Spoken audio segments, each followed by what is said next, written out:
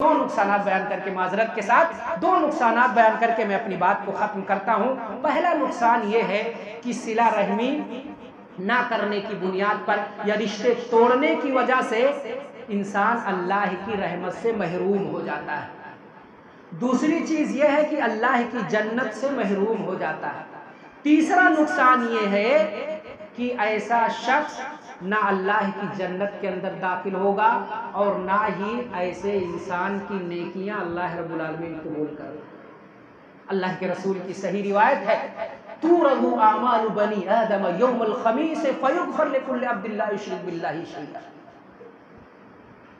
اللہ کے رسول صلی اللہ علیہ وسلم فرماتے ہیں کہ جمعرات کے دن بندوں کے اعمال اللہ کے ہاں پیش کیے جاتے ہیں، اور ایک روایت کے اندر اللہ سارے لوگوں کو معاف کر دیتا ہے، اور یہ روایت جو آپ کے سامنے پڑھی جا رہی ہے اس کے اندر ہے فَلَا يُقْبَلُ عَمَلُ قَاطِعِهِمْ، کہ اللہ رب العالمین رشتے توڑنے والے کے نیکیوں کو قبول نہیں کرتا ہے۔ یعنی لاکھ نماز پڑھیں، صدقات، خیرات، حج پہ حج، عمرے پہ عمرے، لیکن آپ کے بھائی سے نہیں بنتی ہے، اللہ آپ کی نیکیوں کو قبول نہیں کرے گا۔ فَلَا يُقْبَلْ عَمَلُ قَاطِعِهِمْ، رشتے توڑنے والے کے اعمال کو اللہ رب العالمین قبول نہیں کرتا۔ اور ایک روایت کے اندر ہے کہ دو لوگوں کے اعمال کو اللہ قبول نہیں کرتا ہے، جی چاہتا ہے وہ حدیث بھی آپ کے سامنے رکھتا چلوں کہ نبی ہریرہ رضی اللہ عنہ عن نبی صلی اللہ علیہ وسلم قال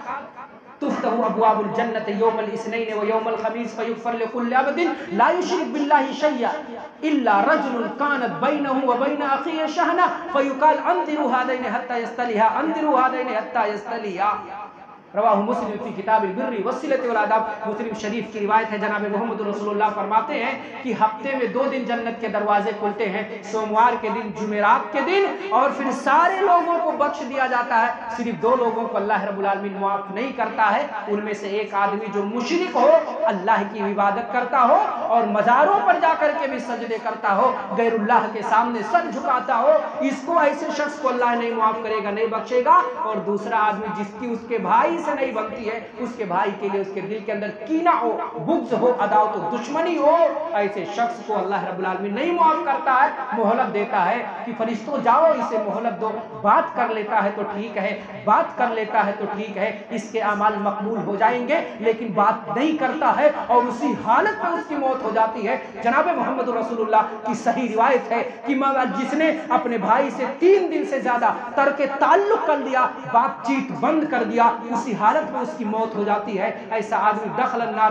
جہنمی ہے، جہنم کے اندر داخل ہوگا۔ ضرورت اس بات کی ہے میرے بھائیوں کہ آؤ اپنے صفوں میں ہم اتحاد پیدا کریں، بھائی بھائی سے جڑ کر کے رہے، مل کر کے رہے، دوریوں کو ہم اب قربتوں میں تبدیل کریں، اپنی نفرتوں کو محبت میں تبدیل کریں۔ آؤ جتنے بھی دل کی بیماریاں ہیں، بغض ہے، اناد ہے، دشمنی ہے، کینہ ہے، حسد ہے، بغض ہے، اناد ہے، دشمنی ہے، تعصب ہے، انانیت ہے، جتنی بھی تکبر اور اس طرح کی غلاظتیں جو ہمارے دل کے اندر بھری پڑی ہوئی ہیں، آؤ اللہ کے اس گھر کے اندر عہد کریں، اللہ کے اس گھر کے اندر وعدہ کریں کہ اگر ہماری اپنے بھائی سے نہیں بنتی ہے، ہمارے دل اپنے بھائی کے لیے صاف نہیں ہے، تو عہد کریں کہ ہم جا کر کے اپنے بھائی سے گلے ملیں گے، اور جو بھی شکایتیں ہیں ہم شکایت کر کے دل کی گندگی اور غلاظت کو ہم دور کر لیں گے۔ یہ دنیا چند دن کی زندگی ہے۔ ابھی آپ نے خطبے میں تقریر میں یہ بات پہلی تقریر کے اندر سنی تھی، یہ دنیا کھیل کود